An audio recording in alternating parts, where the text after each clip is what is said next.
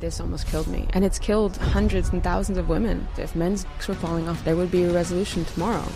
Until something's done, I won't quit. Lauren Wasser. Model, activist, and survivor of one of the deadliest diseases Caused by a product millions of women use today, resulting in losing both of her legs. I'm the girl with the golden legs. Lauren, October the 3rd, 2012. Can you take me to that day? It was just on my period. It was super heavy, and I guess I must have passed out. They found me face down on my bedroom floor. Toxic shock syndrome caused by a tampon, and I was 10 minutes from death. I had 2 heart attacks. My kidneys, my organs were failing. My feet were turning black, so when I finally woke up, they needed to amputate my right leg, or I was going to die. But they're telling me that we cannot give you any pain medicine. I have felt every single thing that was done to me. For those 8 months, I was alone. Every day, I was throwing, screaming, crying, wanting to think about ways I could kill myself. But there was something in my soul. It was like, don't pull the trigger. Just hold on. Are you feeling a sense of injustice? This shouldn't have happened, but there's nothing on the market for women that is safe for us. It kills us. I think this is my new beginning. Lauren, what can be done? That's the scary part. I have to give you a warning. This conversation is not easy to listen to because it's so deeply moving. But it's important that you do. It's important that more people know about the risks that they face by the products they use every single day. And it's important that people hear Lauren Wasser's unimaginable story. A story that will change your mind, break your heart, and then put it back together again.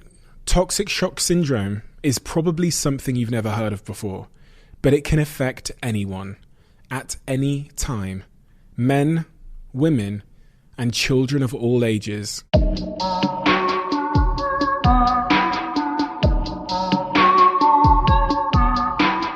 Lauren, what do I need to know about your earliest years to understand how you were shaped, molded, the perspective that you inherited from that early context and environment? I think the idea of perfection, the idea that physically looking like that 1% and being, I guess back then too, being a supermodel in the late 80s, 90s, that's kind of like the cool era. And that's kind of where me being around all of these women that were just flawless and beautiful kind of set the tone. And also saw you can get away with anything if you're beautiful as well, which was interesting to me. But I was the complete opposite. I am a tomboy. I played basketball as my first love. That's where I think really molded and shaped who I am as a person and why I think I'm alive. I think having to have the dedication, have the determination, but also have to show up every single day and give it your all was something that I didn't really see anywhere else. My dad wasn't there. My dad, unfortunately, he got caught up in the whole drug scene, complete drug addict.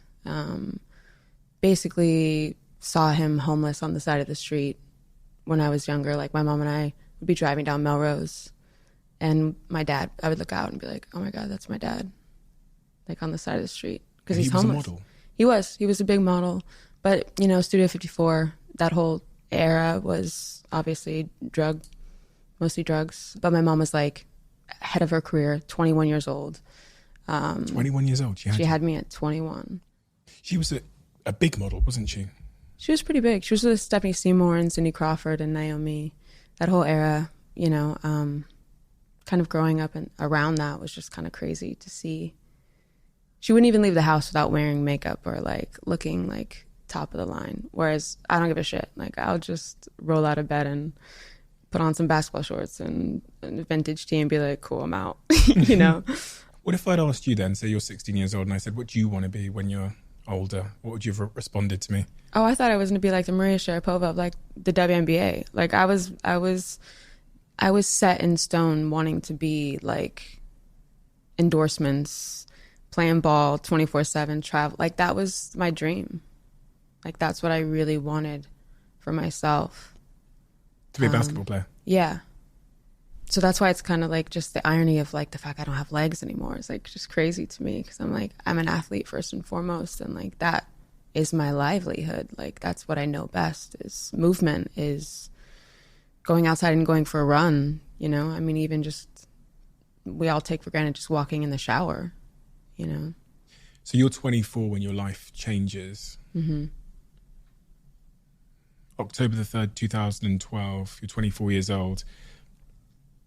Can you take me to that day when you woke up that day? What was, if you can remember the plans you had for that day and how that day unfolded? Yeah, I was 24. Probably the best shape ever in my life. Super healthy. My period has always been really heavy, so I've always had to use super absorbent tampons. And my mom had told me about toxic shock syndrome. She had told me, obviously, how to use them properly, change them every 3 hours. But on that specific day, like any normal day, it was just on my period. It was super heavy, and I ran out of my tampons, so I ran and bought a new box. And I just remember feeling super sick, like almost as if like the flu. It was October, so flu season. All of my friends were getting sick, and I had to go to my friend's birthday that night. And it's just me and my blind Cocker Spaniel at the time living in Santa Monica. So it was just her and I. I changed my tampon, obviously. And I'm just laying there, probably, I don't know, 30, 40 minutes. I start feeling even worse. And I'm like, wow, I'm really feeling sick. I'm texting with my friends, a couple hours go by, change my tampon again. So this is the second time I've changed it. It's about now, like, I don't know, 5, 6 p.m. And I have to get ready to go to my friend's birthday. So I get in the shower, get myself together, put another tampon in. And as soon as I drive and I walk into the venue, all of my friends are in there and they're just like, dude, you look so sick. And I felt it. Like, I finally in that moment felt like this like whole wave of like heat and also just something is not right. And I'm like, yeah, I think I should probably just go home. So I drive myself back home. My mom and I are super close, so we chat every 5 minutes. We're always in communication. And I was like, yeah, I'm just feeling kind of unwell, but I think I'm okay.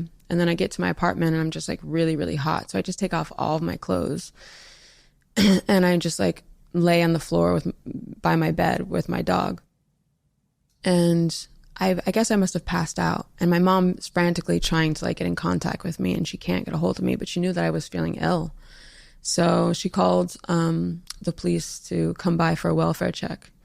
So I'm laying on, I remember this because I was laying on my bedroom floor and I just remember my blind Cocker Spaniel like literally on my chest. And you know a Cocker Spaniel, like they're so sweet and friendly, and she was like ferociously like barking at me to where like I could feel her like breath and her like spit almost.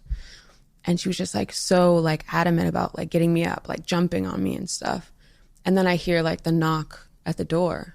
And I hear police open up. And I'm like, what? Like, what's going on? Like, why are the police here? So confused.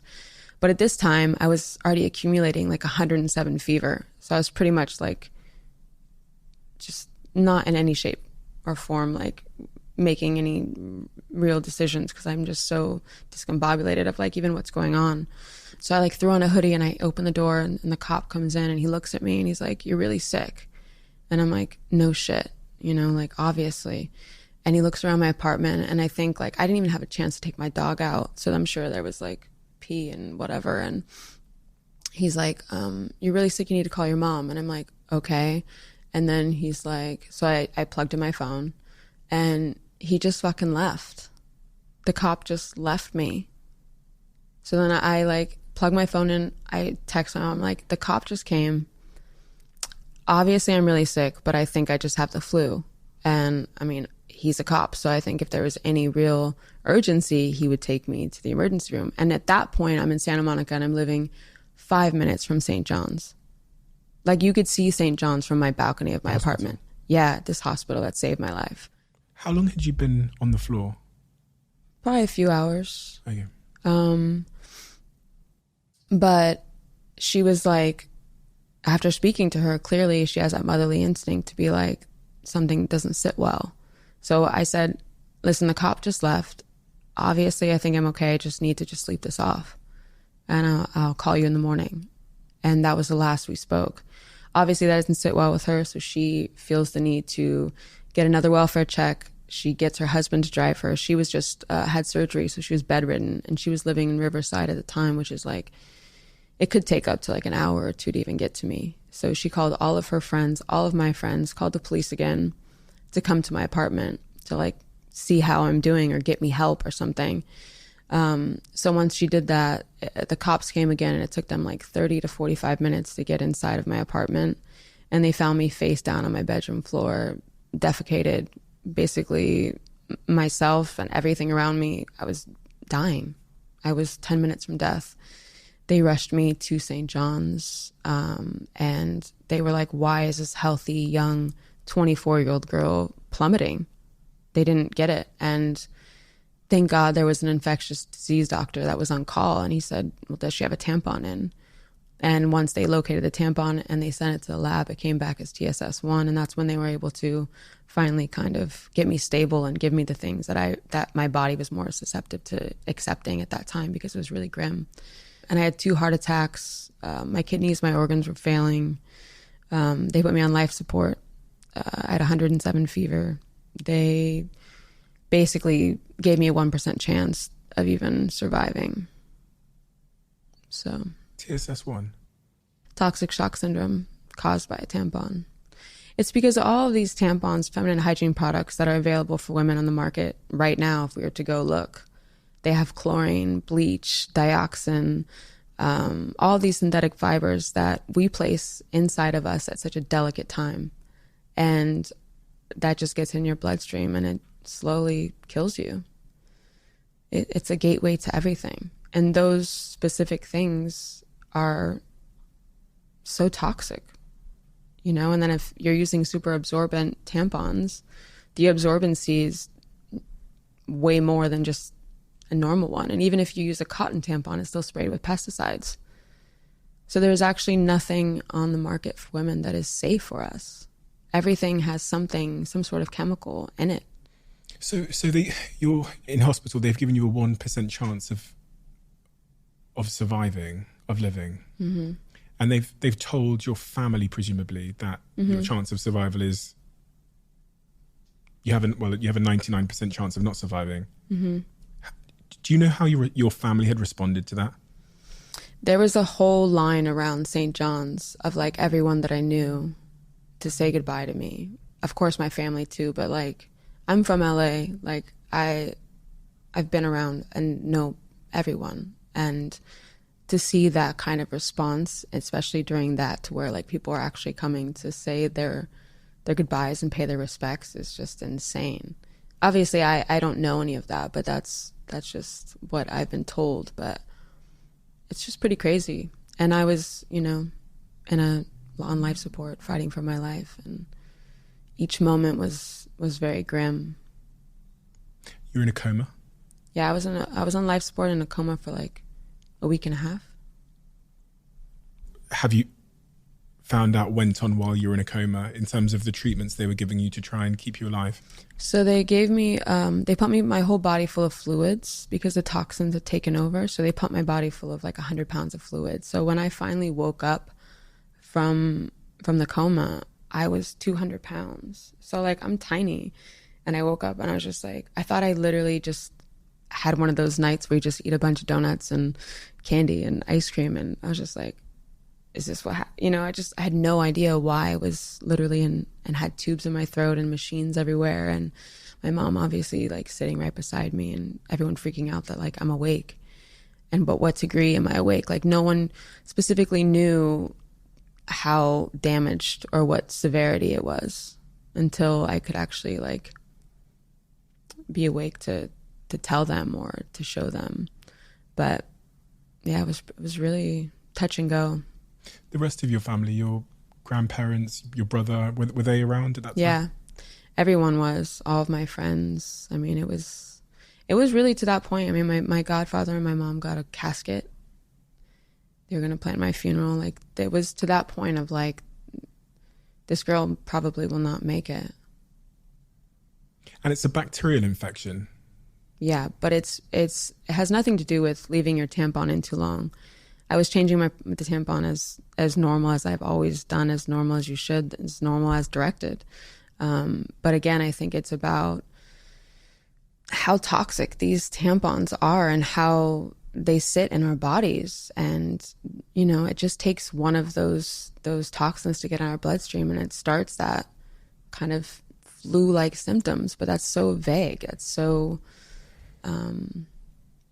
yeah, I just think that could mean so many things. And even now, I would never be able to differentiate, oh yeah, my tampon is making me sick. I would never think that. But now that I have all the information, and obviously knowing that like I'm just a lucky one that got away with my life, you know, looking back on it, I'm like, wow, like it's crazy that almost killed me.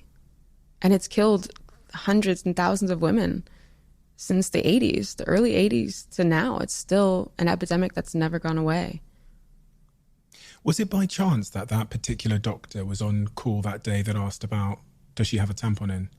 Oh, I'm so grateful, because that in itself is a miracle, that there was someone that knows about toxic shock syndrome and, you know, understands the dangers and was there and saw, you know, the symptoms that I was obviously showing, and had even the idea to ask or to look or to, you know, say this could be it. This could probably be why this girl is literally dying right before us. But it says a lot that they would ask that question. It says that there's clearly a long history of that being a causal factor for illness, if a doctor would even ask that question.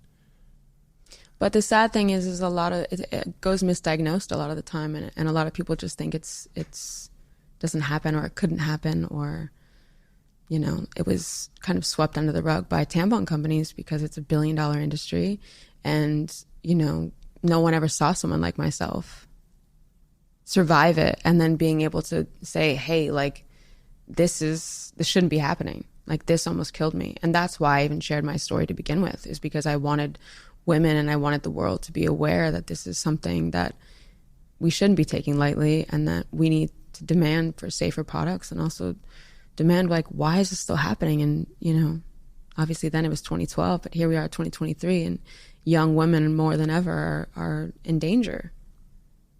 I read that the doctors were telling your mother to start praying that you would stay alive. Yeah. And that the doctors were praying.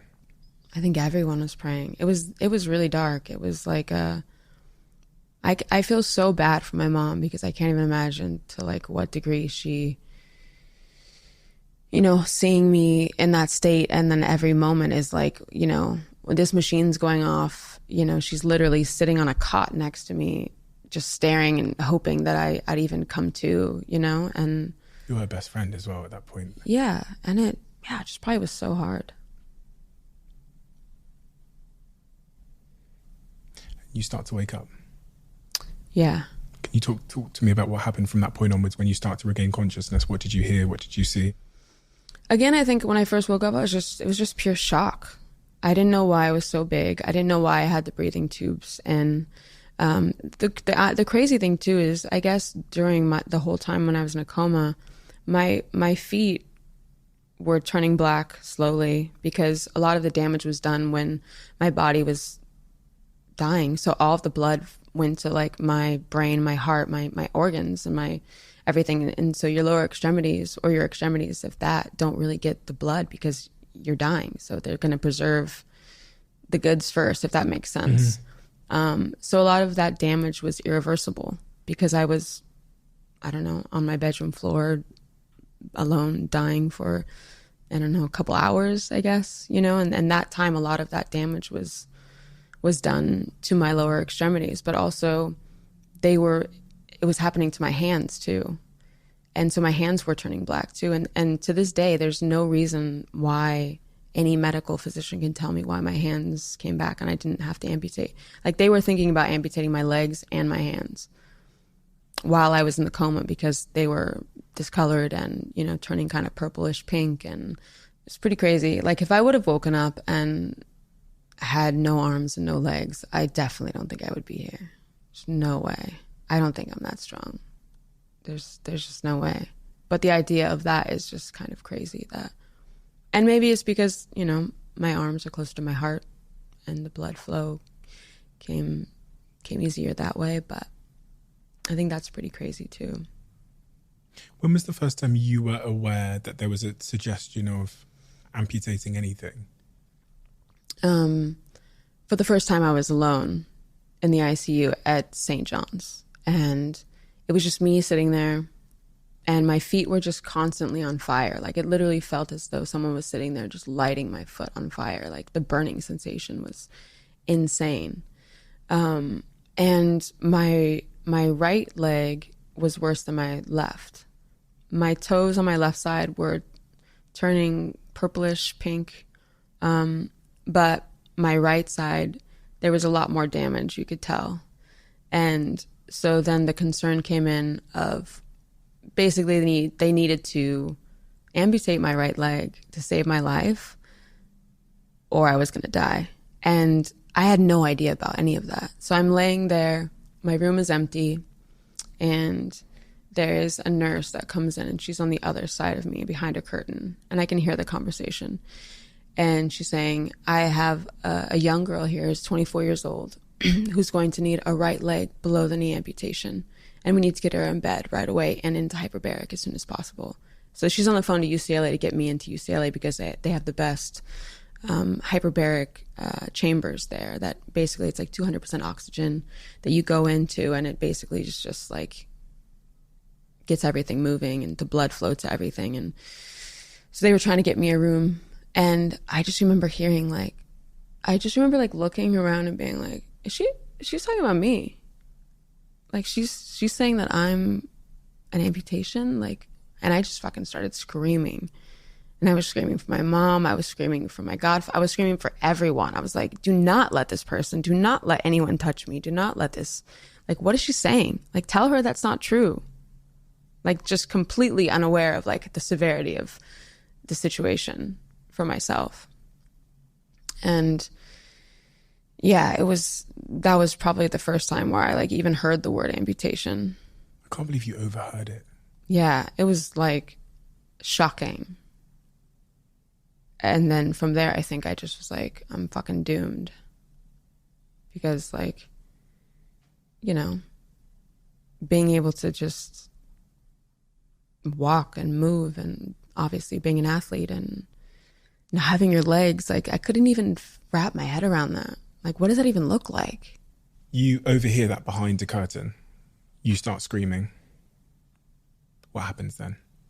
I think too, it's like being able, or just being a normal human being, you never even think about what that looks like, what that even entails of having to live with, or having to even, you know, put a leg, like your mind doesn't even go there, because why would it, you know? And so for me, just knowing what that did look like and what I knew of people with, you know, prosthetics or whatever, I was like, this is not gonna happen. Like, this cannot happen to me. This is not reality. This is like a fucking nightmare that I just really hope is gonna end soon.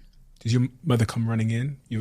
Yeah, she came running in, and she was just like trying to calm me. But obviously it was like, she probably knew too, but it was just a shock. It was just like how I couldn't even comprehend like what that even meant. So then they were like, we need to get you to UCLA as soon as possible. So we went to UCLA. And you know what's crazy? It's like our healthcare system is so backwards too. Like, I can look back and say I'm grateful that I had health insurance, but also that I knew people in substantial places and places that could help me. But if I didn't know them, I wouldn't have been given those luxurious like opportunities of even getting a bed in UCLA if my mom didn't know so-and-so, or if my godfather didn't make this call, or do you know what I mean? And it's like, that shouldn't even be a thing. Like, everyone is a human being. Like, there's no this or that for life. And that was kind of like really, after all of this, I was like, that's really sad that, I don't know, life is kind of picked apart like what matters and who matters and when it matters and what cards you can pull together, you know? So just getting to UCLA and in there and getting a room and being able to like have that specific healthcare and that attention, especially when I needed it, was honestly heaven sent, because I wouldn't have gotten what I got had I not been in connections with the people that I knew. But yeah, just getting to UCLA and immediately getting into hyperbaric and trying to see, you know, the severity of the damage and if it was possible to even get any blood flow. And it would be weird because I'd go into the hyperbaric chamber and it's like this huge, it's probably like the size of this room, and you could probably fit like 4 or 5 people in it. And they would just wheel me in, and I'd probably have to take some like crazy anxiety medicine, because it's like going to the depths of the ocean. You know, they have to turn the thing and they can't open it for anything. Like otherwise your lungs would explode, and it's like, it's pretty serious. And then having to like see your feet slowly just mummify, or your toes turn black. And, you know, this one doctor, I remember, she said something like, yeah, you can just go home and, you know, your toes will just fall off. And, you know, like, this is before I got to the doctors that I needed, but that was like kind of the shit that I was presented with, of like people coming in and saying like, oh, well, you know, this is just what's going to happen. And after that happens, then we'll figure it out. It's like, excuse me? And then like making a call and being like, this is absolutely like insane. No way is, you know, that happening. Or you just go home and your toes will fall off. Yeah, as if that's like just the thing. You come out of the hyperbaric chamber. I guess the hope was after coming out of the hyperbaric chamber that there'd be some kind of movement in your feet or something, right? I had to do it like 3 times a day for hours on end. It was not just like one thing. It was just trying to see, especially immediately, how my body was responding and if it was responding and if there was any way they can salvage anything. And at that point, gangrene had set into my right leg and it was moving really, really fast. So that's when they were like, we need to amputate, like now. And if they hadn't? Then I would die. Because the infection would spread from the right leg up around the body. So it was like cruising up my right leg, but it somewhat was starting in my left foot too. So my toes and my heel were really badly, severely damaged. So from that, but then I had my whole left leg. But on my right side, it was like slowly creeping to where it was turning purplish pink. And yeah, they were like, this is going to move quick and it's going to move to your heart and you're going to be dead. So I really didn't have an option. A doctor said that to you? Mm-hmm. With your mother there? Mm-hmm. And they were like, you have a 50-50 chance of ever walking again, as far as keeping my left side, because my toes would need to be amputated. My heel needed to be debrided. And you know, knowing this now, but like your heel is probably the most important part of your entire body, because there's nothing on this planet that is able to take the beating that it takes on a daily basis, whether it's standing, running, the pressure, anything. That fat or that specific skin, you can't buy that on the market. There's nothing on the planet that can, you know, you can just grow it back or replace it or, you know, do a transplant or something of that sort. It doesn't exist. So that was a huge concern for the doctors. And as far as like me being able to go back to normal life and being able to just walk normally, even if I didn't have toes, which is people can do, but the heel was a huge like concern for theirs.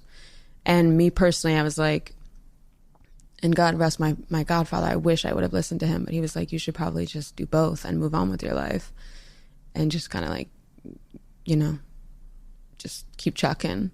But like, I couldn't even fathom what that looked like. I was like, there's no way. There's no way. I was like, I have to do this slowly. I'll have to like maybe just do the one and then see what happens. But like, there was no way I could go in there definitively and be like, just take them. So when it becomes clear that that's the path forward, what's your initial response to the doctors when they come with the definitive answer that this is the path we have to take? How do you receive that? How does your mum receive that? Oh, I was just like, just obviously just a nightmare, like crying, screaming, freaking out. You know, especially when I'm presented with the papers to have, you know, them do the procedure to take my life. I mean, take my legs, and it felt like my life because that's all I knew of, like being an athlete, you know, being a model, looking a certain way. Everything I knew about myself was completely just out the door. I mean, I was 200 pounds. My head was shaved because my hair got matted because they were trying to save my life. And obviously no one gives a shit about your hair when you're dying. And, you know, here I am in a hospital room and being told that, you know, I'm going to enter this operating room and come out a completely different person and losing a part of myself. It was so surreal and so scary. And, you know, then I had like people coming in with prosthetics and like showing me how they live their lives. And, you know, my grandpa is from the army. So he was like, you know, you're just like these guys that go and get blown up. And at that time I was so like depressed, and it was such a dark time that I was like, I didn't sign up for this. This is not what I asked for. Like, I didn't sign something saying, okay, these are the possibilities. I could die. I could lose limbs. I was like, this shouldn't have fucking happened, you know? Let alone like I'm 24 years old and now I'm having to lose a part of myself, and it's something I can never ever get back. I can never grow it back. I can't go to a surgeon to get it. Like this is going to change my life forever. And you have to sign that paper. And I had no choice, because otherwise, again, it was my life or it was my leg. Did you consider not signing it? No. I was in so much pain. I can't even tell you. Like, I don't even know how I made it. Like, of course, like I was drugged up so much, and I think that was how obviously I got through it. But just to have to actually process what was about to happen, I don't think I fully even gathered until I got down and they were like, I signed the papers and they're like, all right, it's today's surgery day, and like wheeling me out of my room down to the floor, and like me holding like a stuffed animal and just screaming and crying and like feeling like I'm doomed, you know? And then my mom is like freaking out and everyone's crying, and then they write on your legs like yes and no. So like them writing yes in black marker on my leg that I knew that was gonna go, and then, you know, seeing it on my left leg of amputating my toes and debris my heel. It was a lot. I don't even think I really processed that. And then when they were wheeling me away, I just screamed for my mom to like not let them take me. And that was, yeah. Your mother during this period, she's watching her daughter be wheeled away. You're 24 years old. You've built a life on modelling and athletics. She's watching you be wheeled away to have an amputation that day. What's her state of mind? What's her sort of visible state? Broken, completely shattered, completely just couldn't believe that was even what was happening. And it all happened so fast because obviously, you know, it's my livelihood. It's am I going to survive this? Let alone, do I have time to make a decision based on, am I wanting to keep my leg or not? It wasn't even an option. It was chaos. It was complete chaos. What did she say to you before you get wheeled into the operating room? I love you. And I just remember her like grabbing herself because she was like obviously screaming and crying, but like trying to like not hide it from me, but like she couldn't even look at me being wheeled back because she knew, you know, it was like she just had to like turn and just like cry and scream and hold it in as best she could to be strong. But yeah, me screaming for her obviously didn't help. And I just felt like there was no control. I couldn't even just get up and fucking run if I wanted to. That's the irony of it. It's like I was literally physically stuck no matter what. And I was just having to do this. And it was, yeah, it was horrible. She kissed your leg? Mm-hmm. And my feet. She kissed your leg and your feet? Mm-hmm. Before you were wheeled in? Mm-hmm. I mean, as a mother, you know, your newborn baby, toes and feet, and seeing, you know, you just never would think that would ever happen, especially to your child or your loved one. I can't imagine what she was going through, because we often, you know, we often think about the person who is going through the medical condition, but the people around them, especially someone as close as your mother, who is your best friend, and you've lived your lives together since you were born.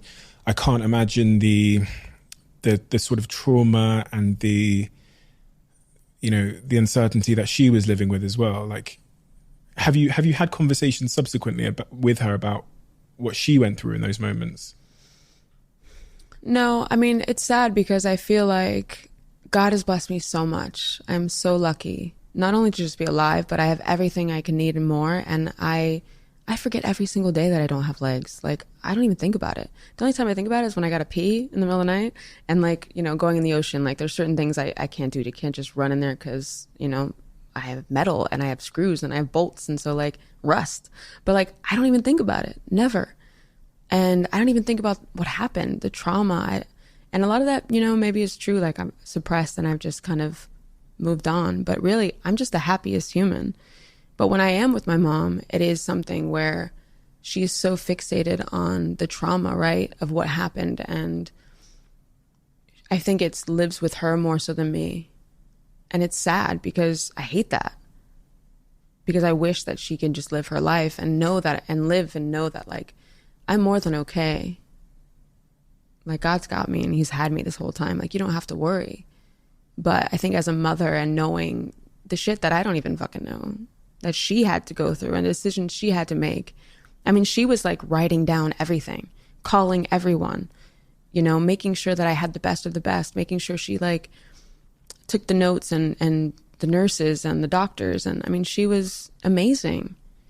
And so I know that she definitely saw and felt way more than I could even understand or, gather from her. And I just hope that one day she can let it go, because I have, and I want that freedom for her. Have you spoken to her about this? Yeah. But I think it's just hard. I mean, I can't imagine what she must have felt and seen, and it was hard. It was, every day was like, are we gonna make it? It was a lot. You come out of the operating room. How long were you in there? I don't know how long I was in there, but I was in there for a while. And I just remember waking up and the doctor coming to me and he's like,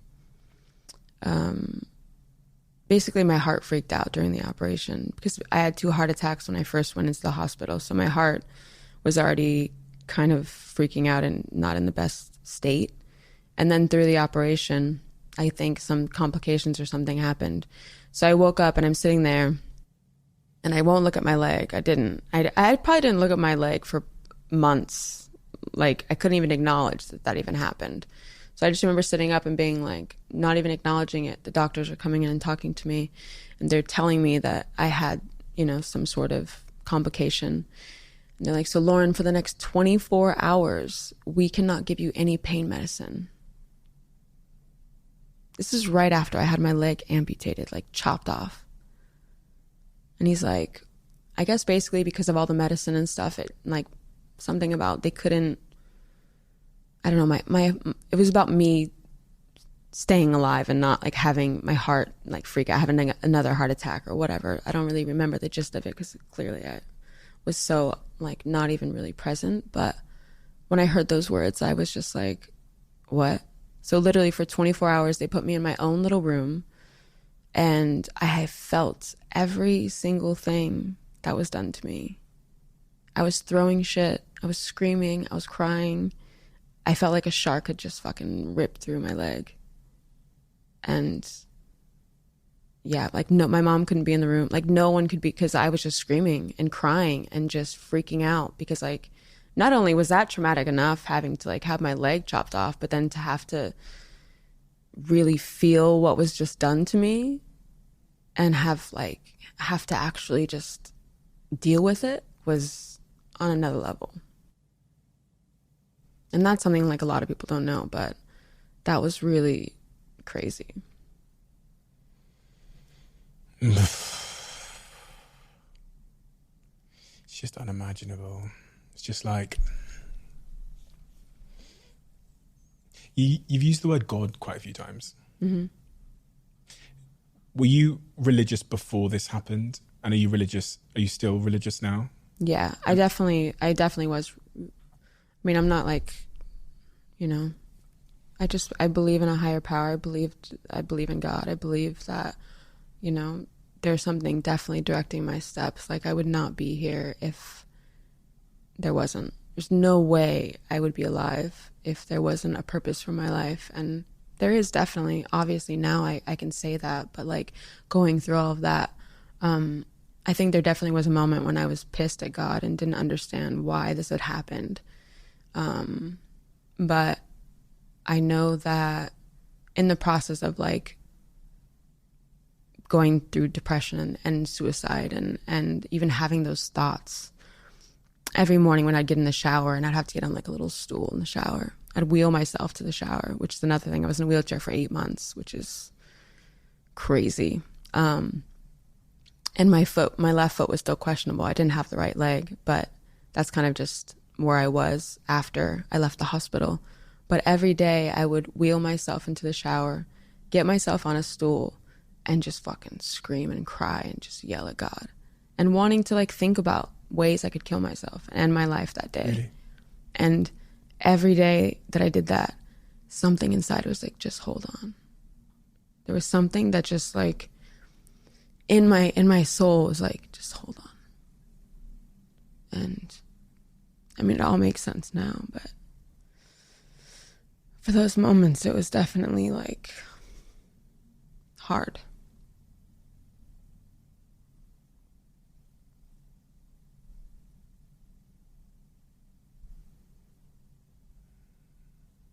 Just hold on. Mm. Yeah. And trusting the process and trusting and believing that, like, you know, this madness is just temporary and it'll all just make sense. Just hold on, kid. Just like, don't pull the trigger. And you seriously considered that during those times? I mean, obviously not pulling the trigger. I didn't have a gun, but if I did have access to one, I'm sure I probably wouldn't be here. It was to that extent of like every day, you know, waking up and just couldn't even believe or even know how in the hell I got to where I was. You know, 200 pounds, head shaved, one leg, another leg that's questionable. Just the excruciating pain that I was in. And just life continuously moving, right? Everything's happening and I'm just having to stand still, sit still and be present with this nothingness, but just darkness. And it was my mom and I and my little brother, and he would be the first one coming home every day. And every time I thought about killing myself, I always thought like he would be the first one to find me. And obviously my mom too, but like not having them have to live with that for the rest of their life. I think it really was like, I couldn't do that. So obviously it never happened, but it was for sure an every moment thought, especially like, and just being in so much pain and like having every part of yourself removed. Sorry, I don't know why I'm crying, but yeah.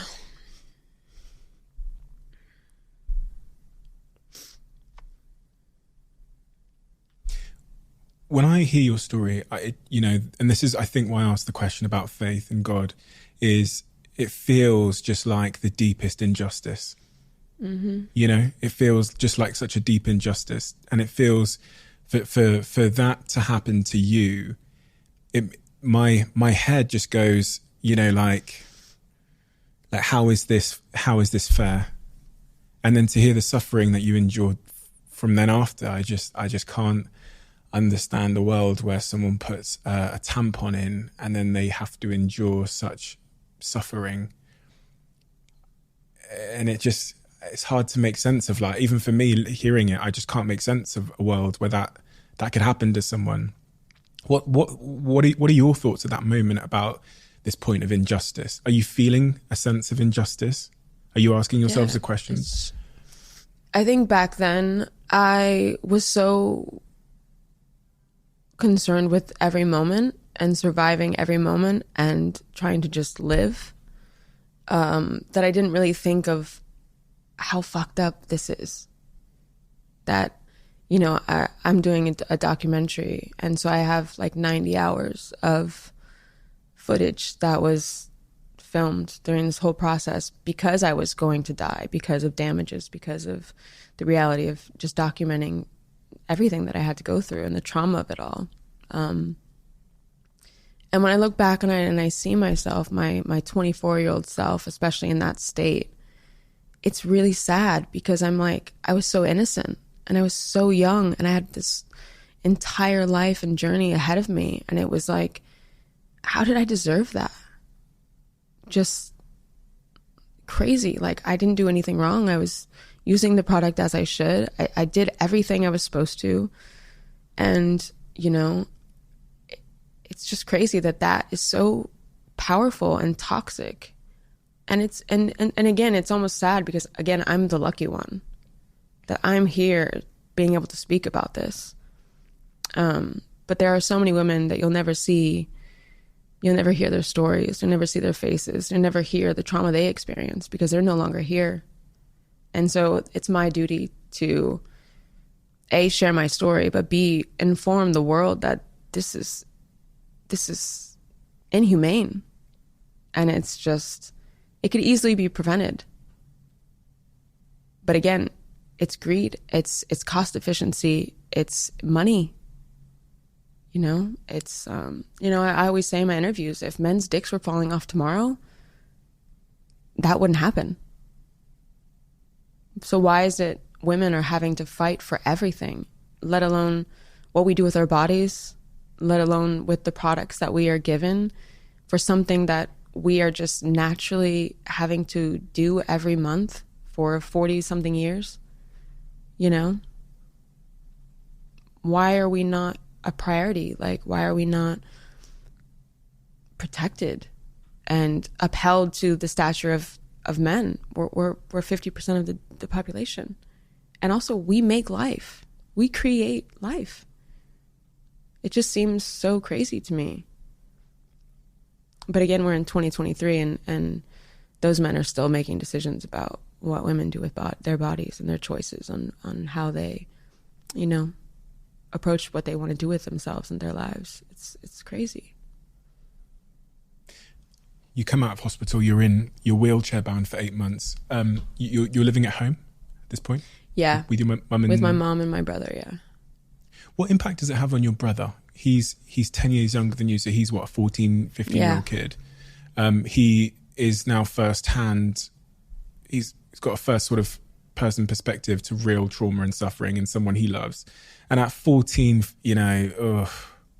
I can't even imagine. I mean, I think that's also why there's a lot of, I think it's hard. I've realized in my situation that everyone that was with me in those moments, it was so heavy and dark for such a long period of time. Again, like you said prior, it's not just about me going through the situation. It affects every single person.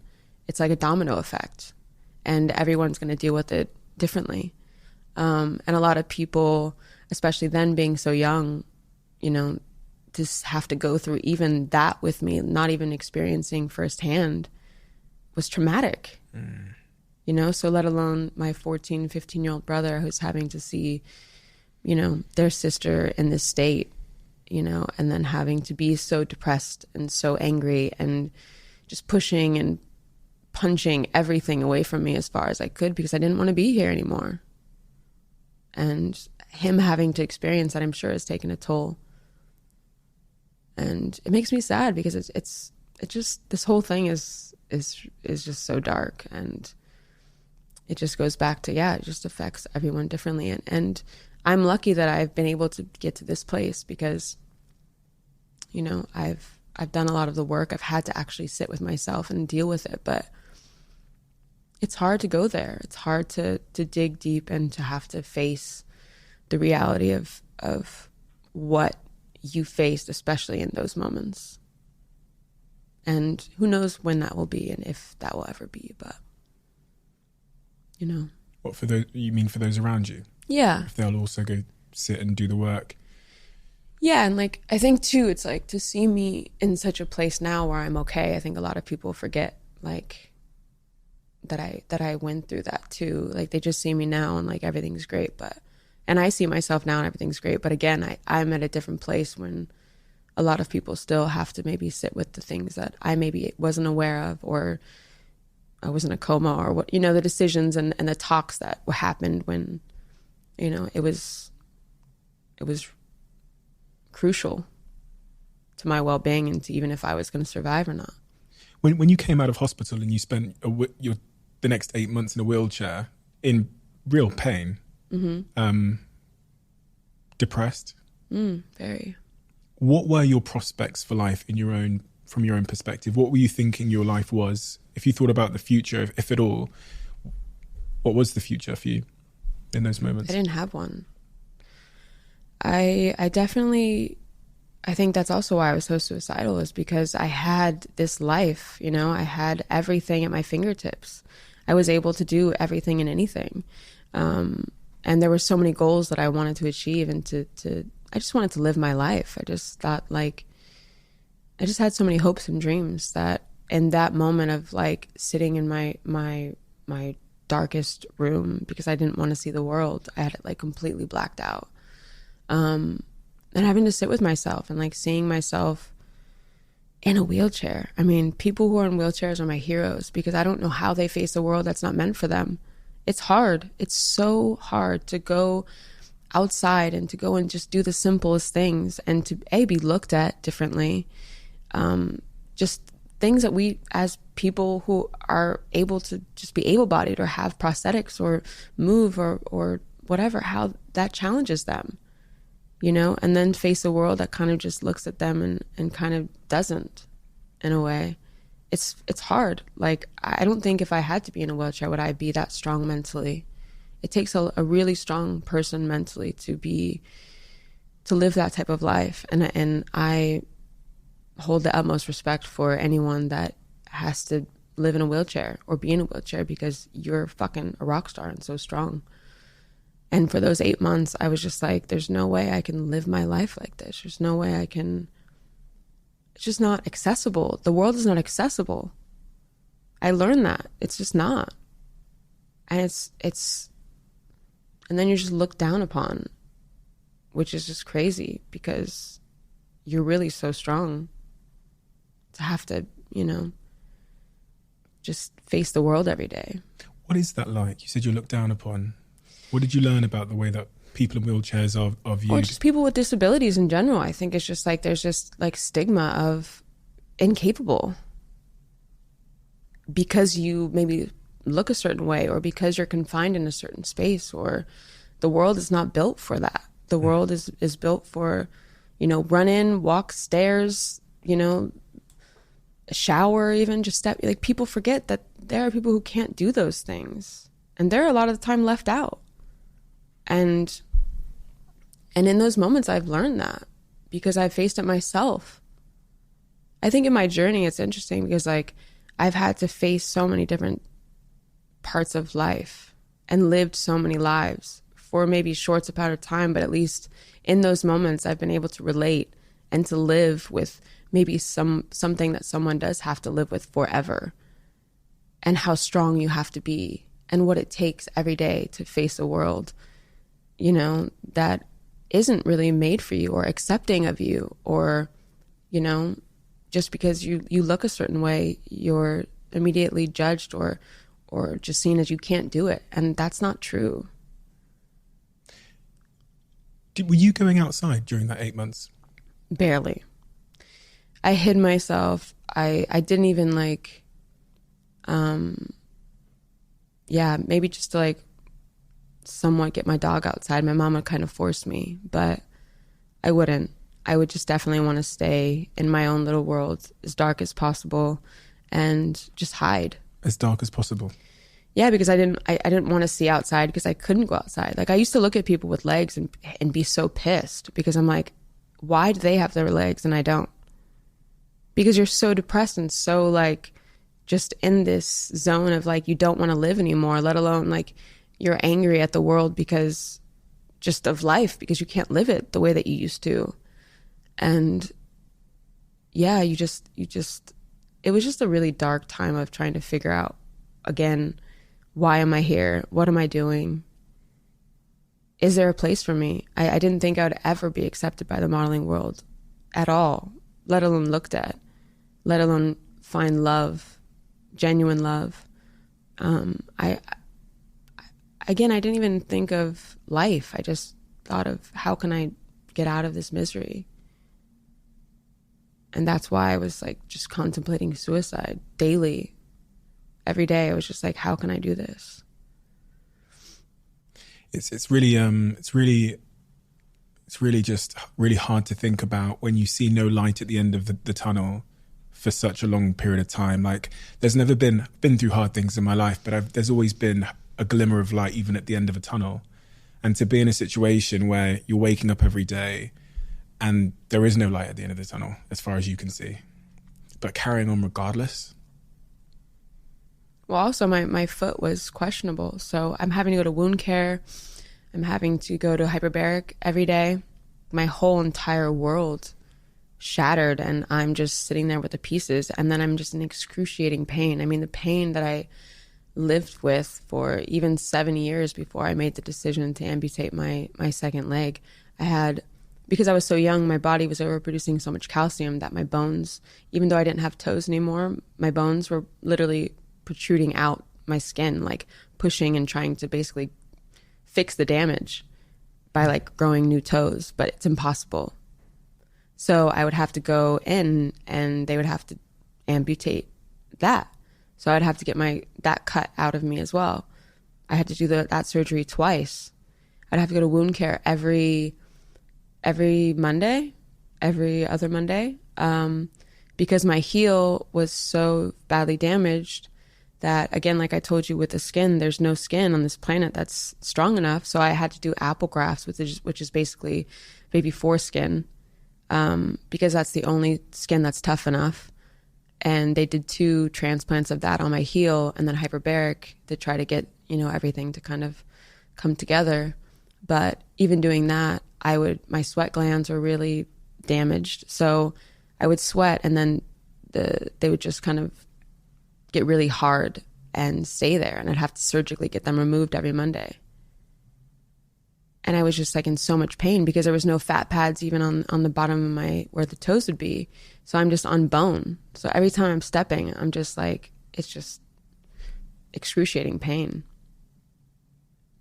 It just felt like, when you have a toothache, it's like that consistent throbbing pain that you can't get rid of, obviously, until you go to the dentist. But that was something that I lived with for 7 years. It's crazy.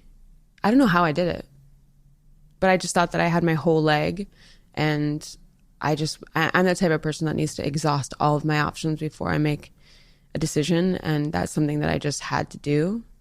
But in a way, I wish I would have taken my godfather's advice in that moment of being like, just take them both. Because, yeah, I can sit here now and say that probably would have been the best answer. But would have I survived and not killed myself? I don't know. But I think gradually doing one and learning how to live and to adapt and, just how to have a prosthetic in general and to all the capabilities and things I can do, I had to kind of learn as a slow process in a way, I think. That was my life for 7 years. I don't know how I did it. How did you do it? I did it, my faith, also knowing that I have this purpose, that I have to, scream out on the toppest mountain that I possibly can find and yell and get people to pay attention. And I think realizing that I'm just the lucky one really gives me the fight for these next generations to come, to not allow this to ever happen again to another soul, and to hopefully change the world to where that this is not an issue anymore. And it may take my entire life, but that is my purpose. Did you get therapy during that period, those 8 months? Was there any sort of psychological support? Yeah, definitely. I had a lot of that. And it's interesting because during that process, obviously I was so dark and so just not wanting to be here. But the one consistent thing, which is the irony of it all, is like my grandpa telling me about the veterans that come back and all this stuff, and just me being like, no, I don't understand that. I don't understand that comparison. Then my therapist at the time was working at the VA, and she was like, you know what, you should really come talk to some of these guys and see, you know, how they're living their lives. And I was just like, no, this is not the same. Cut to my prosthetic guy, Peter Harsh, who's incredible. He's down in San Diego. He's an angel. Like, he's just the best at what he does. Who is he? His name is Peter Harsh. What does he do? He's my prosthetist. Prosthetist. But he's like the best in the world and literally an angel. I got recommended to go down to him because I'm an athlete and I'm young and I'm active and I want to live my life. And so he would be setting me up for that lifestyle that I'd want. And he's the guy to see. So I got recommended to go to him. But in that time period of having to sit kind of like this, but around a table in his office or his facility, he's dealing with a lot of the veterans. And he's the one that gets them and fights the VA to get them taken care of.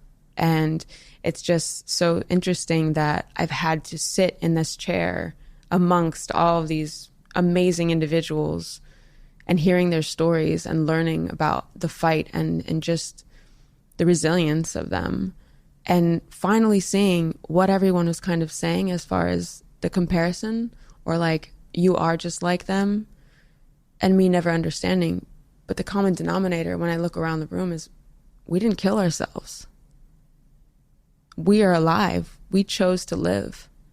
And we all had that moment in our journeys, however we lost our legs, to want to give up, to want to pull the trigger, to want to end it all. And we fought to be in that chair. And that was like, it just came so full circle for me. And it was just like this beautiful kind of like aha moment of like, roll with the punches of life, regardless of how they come at you. It's about, you know, how you react to it. What's your choice going to be? And to know that we all made that choice is like, you know, incredible. Not an easy choice to make though, is it? That acceptance you describe.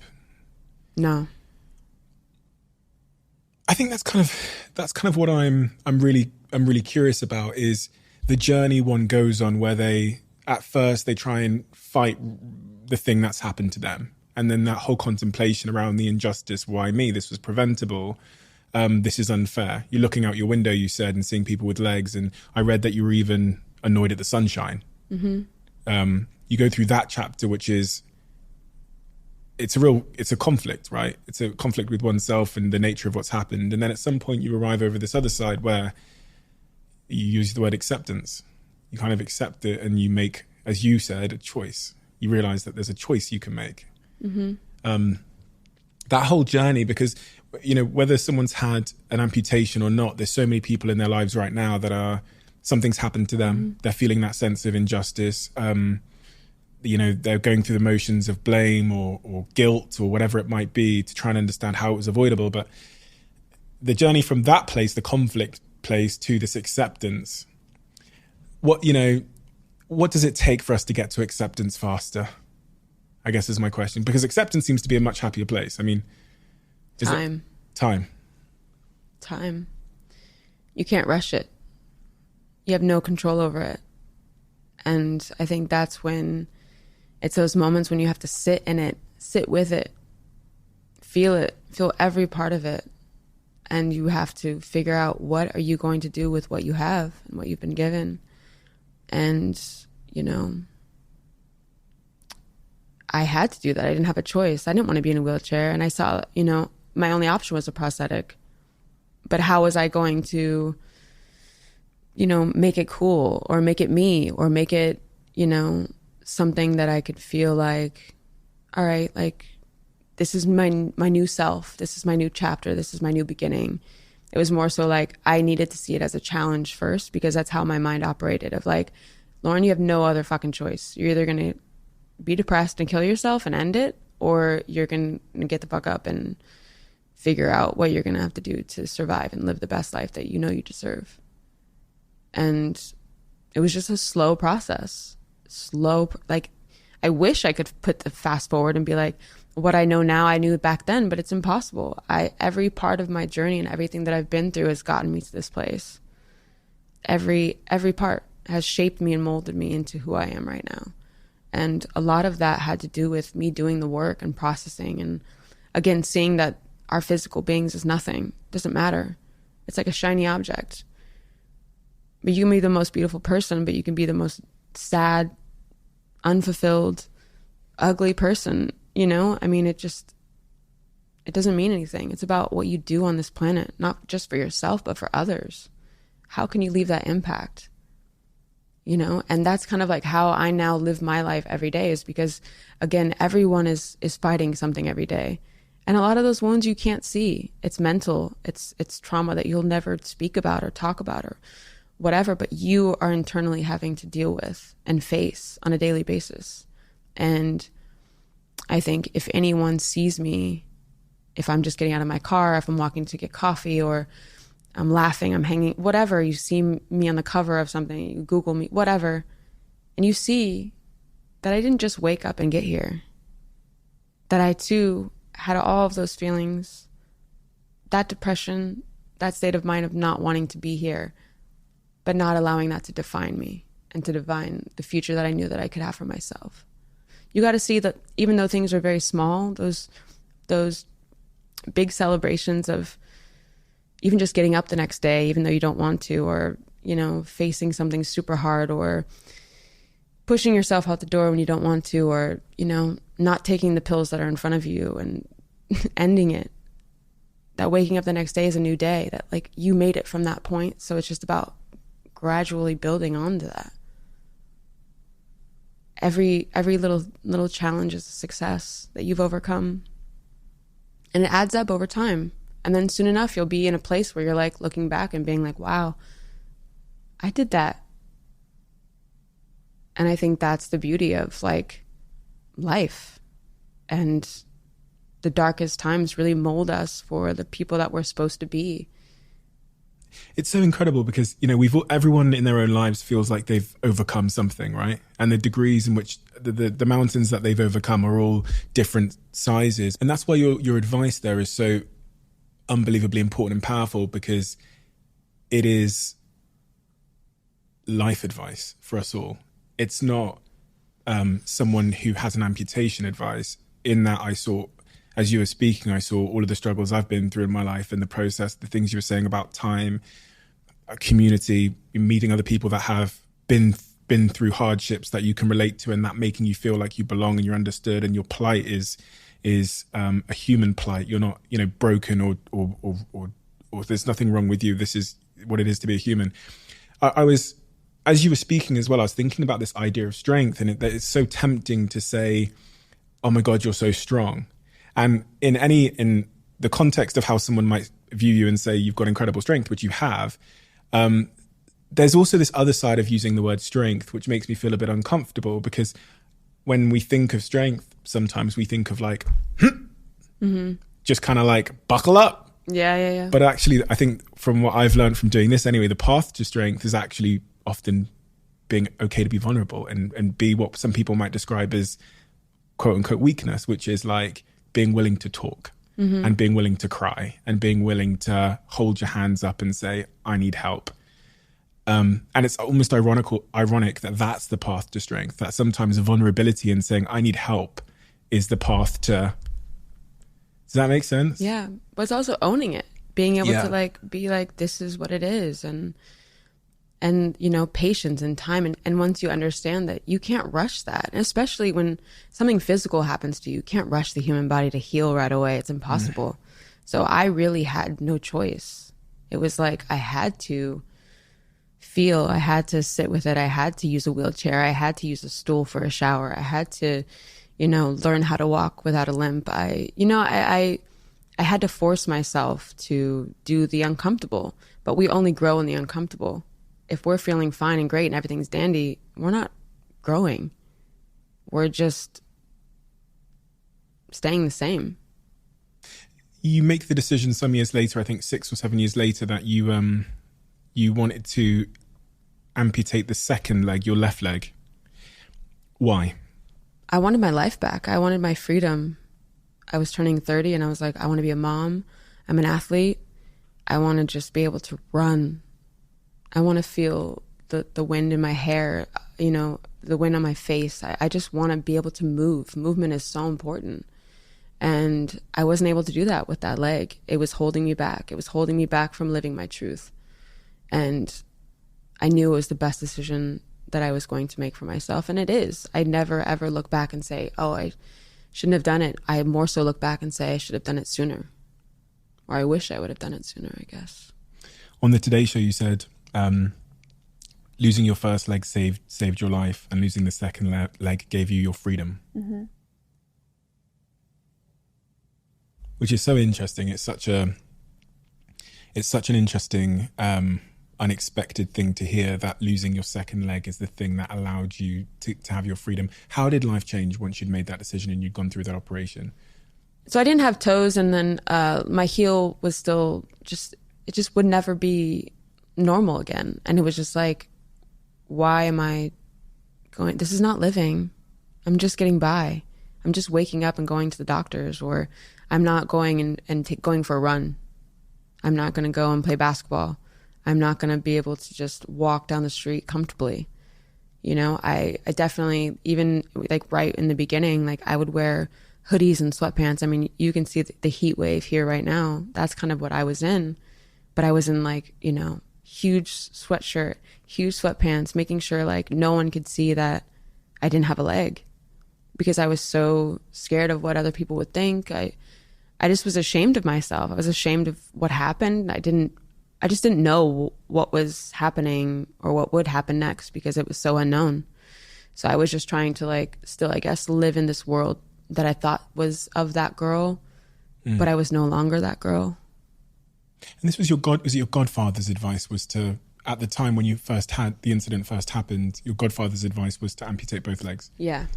And by the time you'd gone through that decision to amputate the left leg as well, was your godfather still around?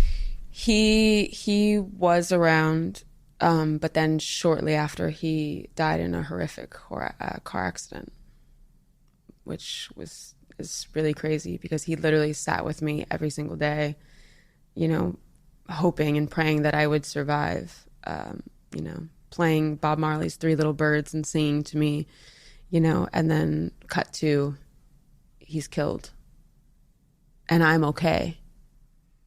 So it's just like how that happened is insane. And he was like your father? Yeah. He was incredible. He was one of the biggest sports agents in the world for basketball. And he was just like 007, like so swaggy, so cool, like, you know, had the Aston. And he just lived this like cool lifestyle and was just the coolest guy, and was so smart and loving and sweet, and yeah, just everything I didn't have within a fatherly figure. He definitely was my rock in that aspect of life up until, you know, the very end.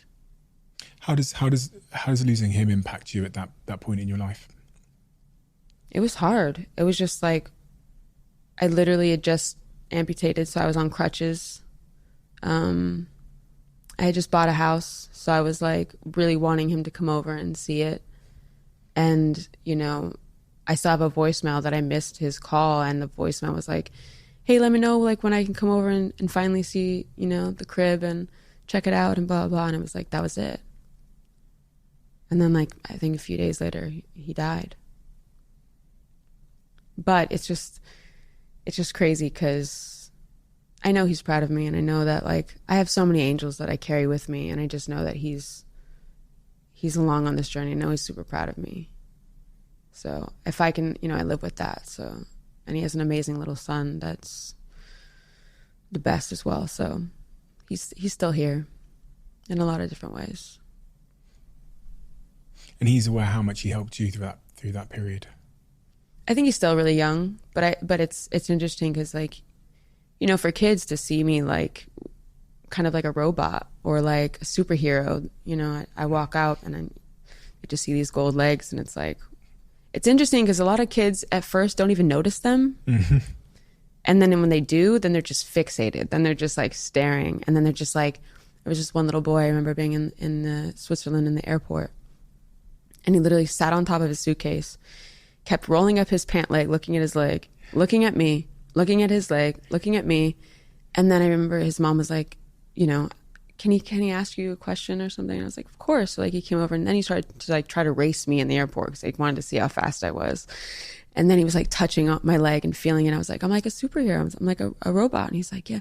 And then at the end of it, he's like tugging on his mom's shirt, and he's like, mommy, I want a golden leg.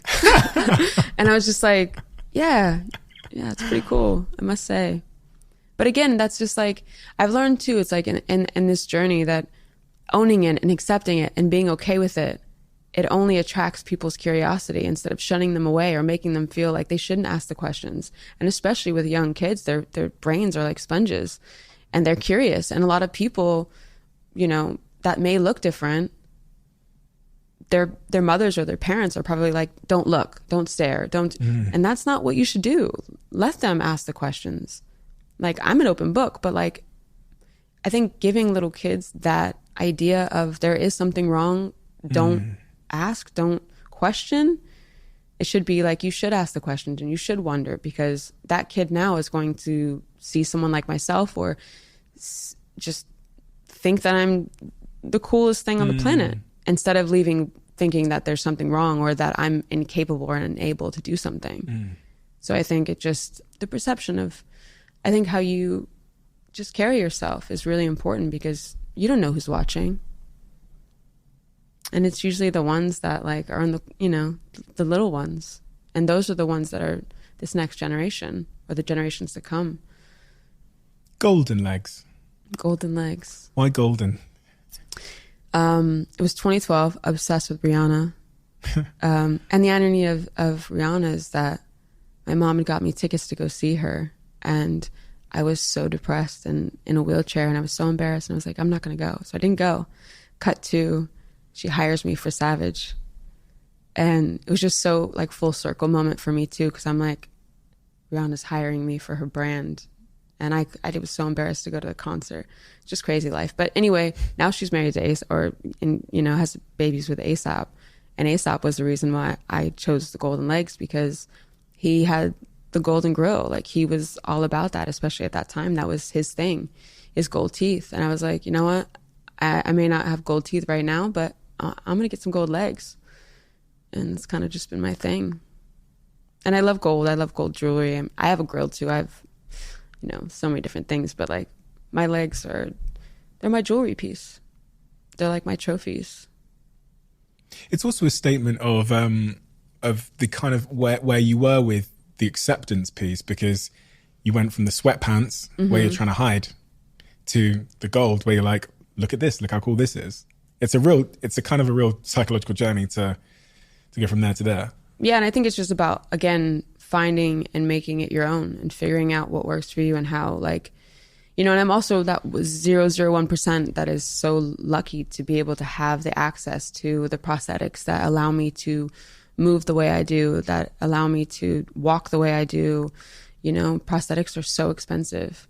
And tell me that, because obviously I don't know about prosthetics in terms of detail. So prosthetics are really expensive because, like, the feet are what allow you to do everything. Right. And healthcare, like, God forbid someone goes and get hit by a car tomorrow, they're just given the basic needs that are going to be met, which is just like a peg leg that just gets you from point A to point B. Anything that's allowing you to basically get back to your livelihood, meaning running, biking, swimming, any of that stuff, going into the ocean even, that's a luxury considered. So healthcare doesn't really provide you with that option.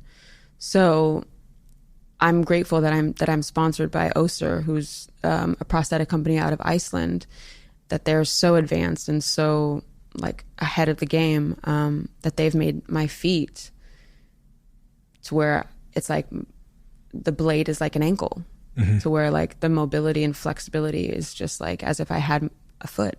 My blades are my running blades. They're like $125,000. And that's just to run. Just to run. And I mean, these are expensive too. My legs are probably like $100,000, but these are just because the feet and then the technology that goes into them, and then, the whole leg or whatever. It's a process, and it's also just sad that I'm lucky that someone can't just get back to their life. Like, that's why there's a foundation called Challenged Athletes Foundation, CAF, and they work with getting their lives back by getting them legs that they need to get back to just living their everyday life. So I want to come back to this, what caused all of this. You've been campaigning for some time. You've spoken to government officials about how to prevent this happening to other people. Zooming in specifically on what causes TSS, it's these synthetic chemicals that are put into tampon products that a lot of big brands still have on shelves all around the world today. I'm an idiot when it comes to tampons. So if you had to explain this to an idiot. So basically, a tampon, it goes inside of us at a really delicate moment when our body we're bleeding. We're trying to get that blood out, but yet we're putting something in us that's basically like a corkscrew. And all of that blood that needs to get out is stuck there. It's creating this perfect storm along with the dioxin, the chlorine, the bleach, all of these chemicals that shouldn't be anywhere near us, let alone inside of us. And it creates the perfect storm. So once that even a sliver of that even gets in your system and your bloodstream, because it is like the mecca of everything, it can go straight to your heart and kill you. And, that's basically what we're saying is like, why are you giving us something that is so toxic with all of these chemicals? Even if it says it's organic, it's still sprayed with pesticides. And then we're putting that inside of us. And it's just like a petri dish of just the perfect storm. Has it changed your perspective on all of these other cosmetic products we use in our lives? Like deodorant? Everything. Yeah, because everything has something in it. I think even with the food, and the thing is like these girls nowadays are getting their periods at such a young age, 8, 9, 10 years old, because of all the hormones in the food. So then they're using these products way sooner than we would when I was younger. And they don't even have the antibodies to fight the toxins in the tampon. So they're the ones that are more susceptible to even getting toxic shock syndrome. So, and a lot of these young women nowadays are getting endometriosis, polyps, cysts, cancer, way earlier than ever before, because they're using these products way before they probably should. Why do you think they're still on sale, these products? And is there, when you see that the products that you caused all of this harm to you are still on shelves right now, how does that make you feel? Infuriating, because I'm just like, how is it? The thing is, for me, it's about being transparent, right? Cigarettes. If you go to purchase cigarettes and you look, there's a picture, it's uncomfortable to see, but at least that's your choice. You're making the choice to use that product. You're not giving women choices. You're not like being honest about what's going in your product and what it's going to do to us. If I use it for a day, a month, a year, what is that going to do to my body internally? What issues may I develop? Again, why also are we having to use products that are just full of toxicity instead of using something that could easily be changed? But it's because it's money. It's easier for them to pay out lawsuits or to do all of that stuff than to change all the machines. To change the development of the tampon it's actually never been changed. The tampon is the same as it's always been. The only thing that was changed is the advertising, the packaging, the commercials. I was always pissed at the commercials because I'm like, how is there a girl running on a beach, going down a slide, running track, doing all this stuff, but there's no warning at the bottom of a tampon commercial of what that product can do to you, let alone you watch an Advil commercial or a men's enhancement commercial, and if you're not looking at the commercial, you're hearing it. It's a medical device. Do you think that's their approach to it? That they're well aware of the potential harm these products can cause, but they'd rather just pay the lawsuit than do the expensive work of changing the product? Yeah, 1,000%. This shouldn't be happening. It doesn't need to be happening, but there's been no accountability. And that's why, you know, I'm having to be in this position where I can share my story, share the story of others, you know, work with this woman trying to wake up Congress to like say, hey, why is this still happening? What's going on here? You've been campaigning to have laws changed, to have, you've done, I mean, a tremendous job, probably more so than anyone else that's ever lived, to raise awareness for this issue. What can be done? What do you want to see done to prevent this happening to other people? Yeah, I've fortunately and unfortunately, I have been working with a mother who lost her teenage daughter to toxic shock syndrome, I think when she was about 18, Madeline Masabi.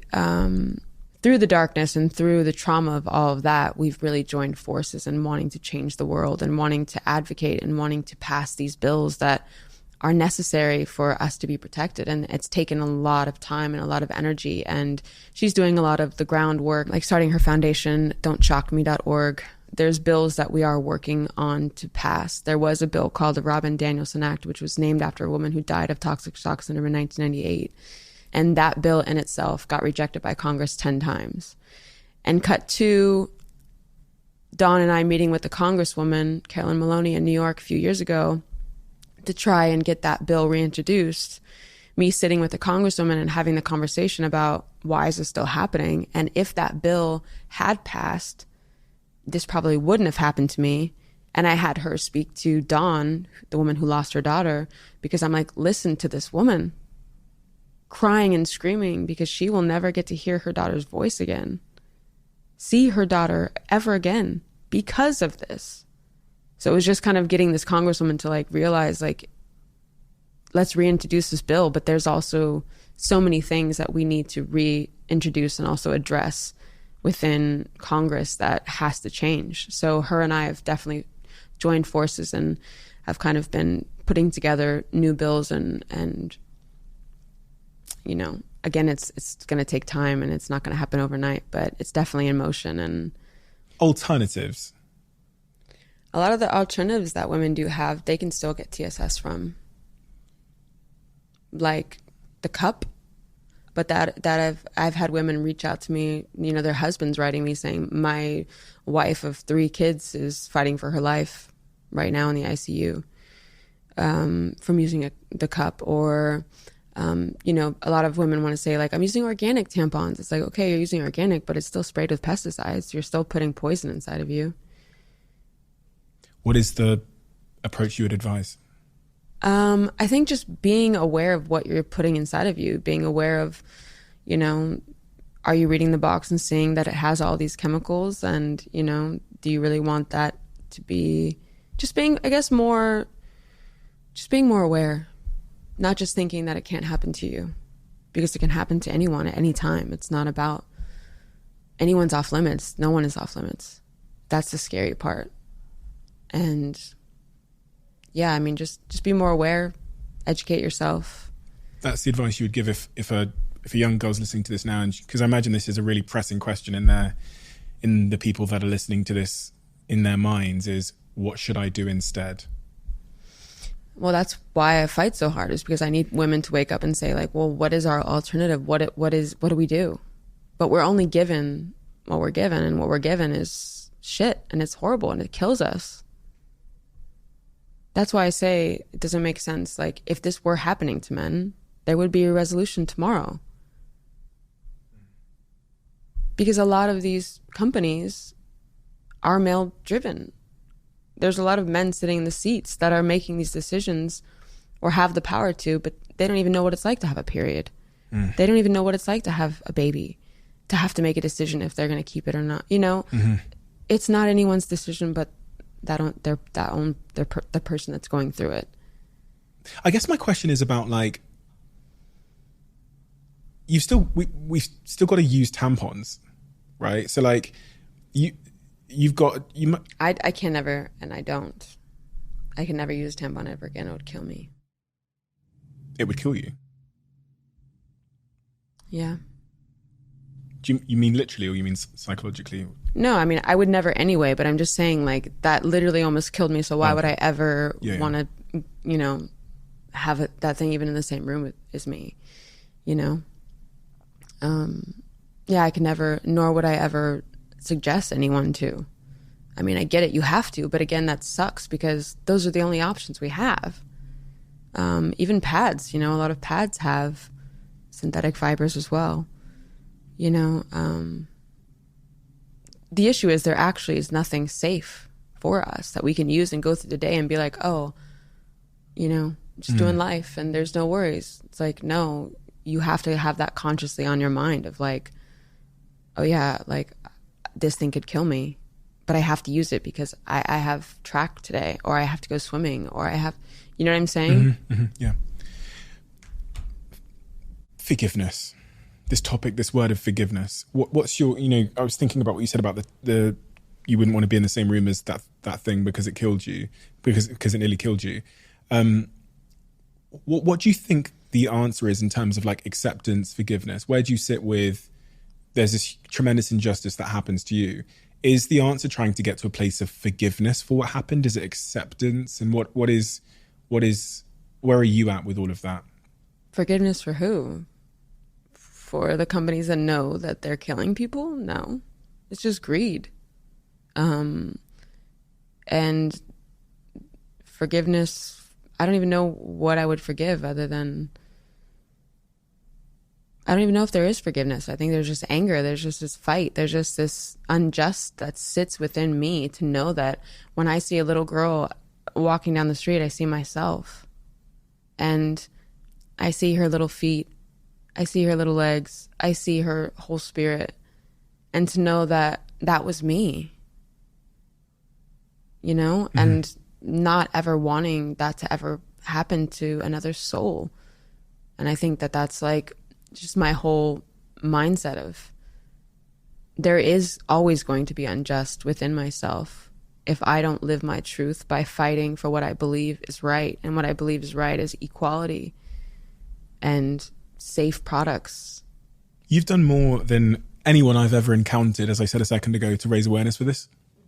And I remember when my team back in London, they were sat around and they were discussing, you know, we said, oh, we're flying out to LA and Lauren's going to be on the podcast. And Jemima, who does a lot of she leads the guest booking team.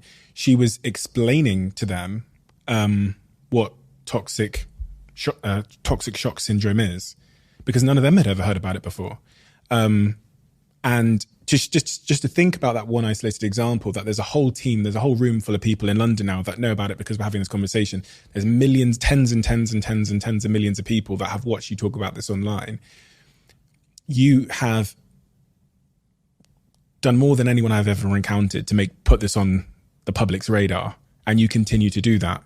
And in doing so, it is very, very obvious to see how you will end up saving many, many, many, many, many people's lives. You'll save them from harm. You'll save their lives entirely. You'll save them from the trauma that happens as a byproduct of the horrible things that happen when someone undergoes toxic shock syndrome. And I know, because you've described your faith, that you are someone who almost has an air of believing in destiny and purpose and things about you. With it in mind, all of the people that you've helped and how you've put this conversation on the map, would you change anything? Absolutely not. If you told me tomorrow that I could wake up and have my life back, I wouldn't take it. Because what I'm doing is, like you said, it's fulfillment. It's the fact that I know that I'm doing something that needs to be done. I'm fighting for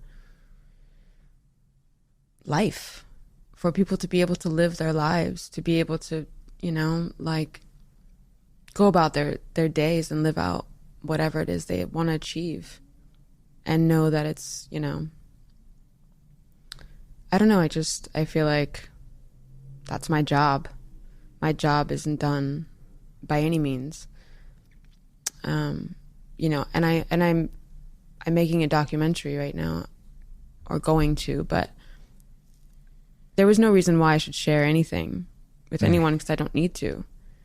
And it's horrific what I went through, and it's hard to even imagine, but I can be on 1 million covers. I can do 1 million interviews. You can see images and this, that, and the other. But unless you see me and you hear me in that state, will you ever be able to put someone you love in that position to be like, wow, what is going on? Why is this happening? I never want my daughter, my sister, my cousin, my wife, to ever use a tampon again.